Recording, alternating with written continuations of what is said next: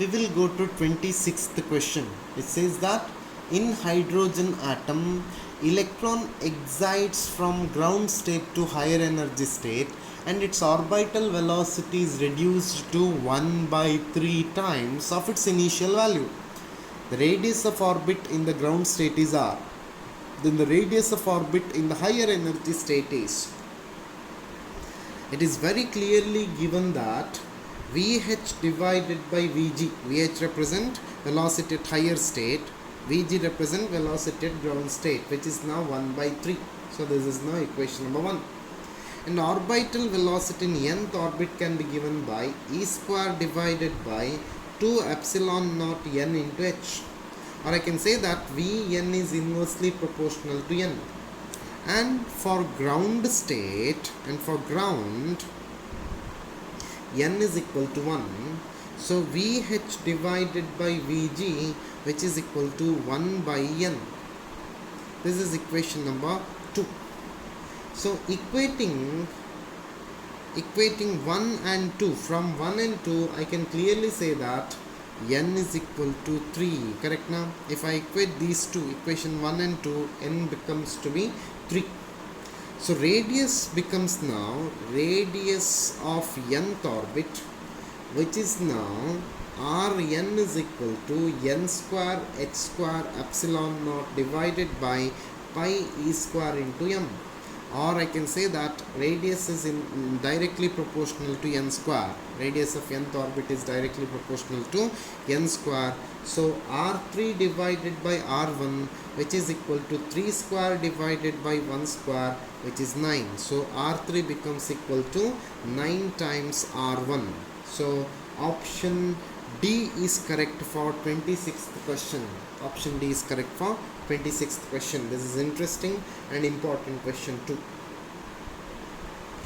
27th question, my dear students, 27th question, which says that the ratio of the magnetic dipole moment to the angular momentum of electron in the first orbit of hydrogen atom is. So magnetic dipole moment m is given by Eh divided by 4 pi m, that is in first orbit. Angular momentum of first orbit, this is for first orbit. Angular momentum L can be given by h by 2 pi. Let me call this as equation number 2. So 1 by 2 gives you m by L, which is equal to Eh divided by 4 pi m into 2 pi divided by h. H get cancelled, 2 pi gets cancelled. It is now E by 2m. E by 2m is correct answer. So option A is correct. Option A is correct for 27th question. 28th question says that pick up the correct statement from the following. Mercury vapor lamp produces line emission spectrum. Oil flame produces line emission spectrum. Band spectrum helps us to study molecular structure. Sunlight spectrum is an example for line absorption spectrum. So you need to pick out correct statement. So A, C and D statements are correct, while statement B is wrong. Oil flame produces line emission spectrum, that is wrong option, and all others are now correct. We will go to 29th question. 29th question says that light emitted during the de-excitation of electron from n is equal to 3 to n is equal to 2. When incident on a metal, photoelectrons are just emitted from that metal. In which of the following de-excitations photoelectric effect is not possible? You need to calculate from which photoelectric effect is not possible. So energy in nth orbit can be given by minus 13.6 divided by n square electron volt.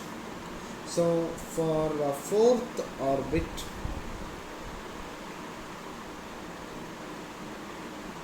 it is first orbit.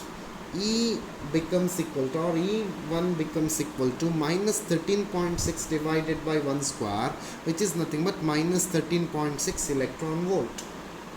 So E2 becomes equal to now minus 13.6 divided by 2 square, which is minus 3.4 electron volt.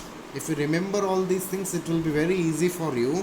So E3 is now minus 13.6 divided by 3 square, which is nothing but minus 1.5 electron volt.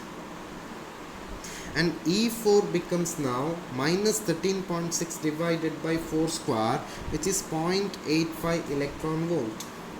E5 is now minus 13.6 divided by 5 square, which is 0.54 electron volt. Photoelectric effect energy should be more than E3 minus E2, which is equal to 1.9 electron volt. 1.9 electron volt. So it is not possible in option D, that is E4 minus E3, which is now minus 0.85 electron volt minus of 1.5 electron volt, which comes to be 0.65 electron volt. So for photoelectric effect energy, minimum energy is 1.9 electron volt. So in this particular case it is not possible. In all other cases it is possible. So for 29th question, option D is correct. Option D is correct for 29th question. 30th question, the ionization energy of an electron in the ground state of helium atom is 24.6 electron volt.